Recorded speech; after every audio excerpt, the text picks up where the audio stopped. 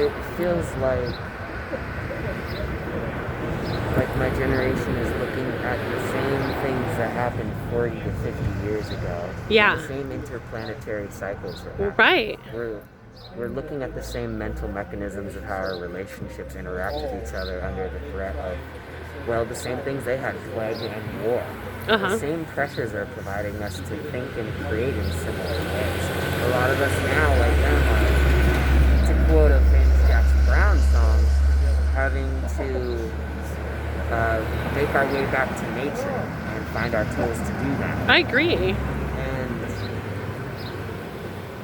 well, I think that's why a lot of the things that were in the consciousness back then are making their way back around. Right, including a lot of the music. Like, I share a lot of Pink Floyd songs with I love it too. Because the older generation here just... Is there really? Paul Simon said I was born before my father and my father before me. And if you think about like Vedic thought, that's the same idea. We're just all the next evolution of itself going. And you can see that even in plants and nature. Well, this is a very interesting conversation, Well, I must say. Because all these things interconnect because of our power of choice and interaction with each other. So many people look at the lifetime like this. They simultaneously make it too small and too big as to make it comfortable to confront. They either know how to handle it on a daily basis or they try to look at it on a much larger scale. And at least I notice I do this. I'll correct that.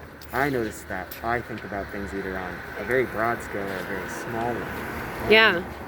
Both are useful, but how do we, as with everything, Like Bridget? balance? Bridget, yeah. Yeah.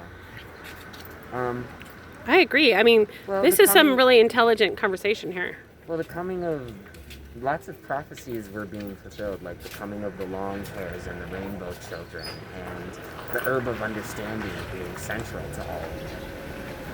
If you know anything of Blackout with his prophecies, the herb of understanding thought will come to replace the buffalo grass and to help bring people kind of back to the tribe and the family of plants. I agree. I agree. But on a much more world-renowned scale.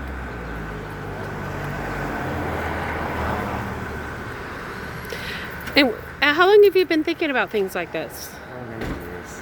At least the last 3 in relation to whom I've been working with and whom I've been taught by. And I'm thinking about it more heavily than ever because at the moment I've damaged some relationships in my life. And you can see that in how we all interact with things. And one of the last messages my teacher gave me includes asking yourself, are you in right relation with all things? In the right relations with all things. Are you in good relation? That is, with all things? No, just are you in good relation? It doesn't matter with what, just are you in good relation, whether it be plant, animal, person, whatever. I like that. Are you in good relation? I like that. And just being that I got to be in where I am and in the garden, and a lot of people, I think, because they don't have it, don't see just how much impact individual moments are in this reality and how long that stays, what that does, how impressions are really everything. Just, we are but glimpses of light fading in the grass, says another song that one of my friends sings. Like, but this is the reflection of what's coming off of us. It's still not us. But that doesn't mean you dissociate yourself from here, like a lot of people do. Yeah. How do we balance the etheric knowledge in a grounded way that it becomes practical? Right. Okay, well, thank you for being on this show, and you're really a great person, and you are very intelligent. You're spreading some good information, and we really appreciate you, and hope to see you again. Definitely. Take care. Have a wonderful day. Aloha. Gotta go that way. Cheers. All right. Here you go.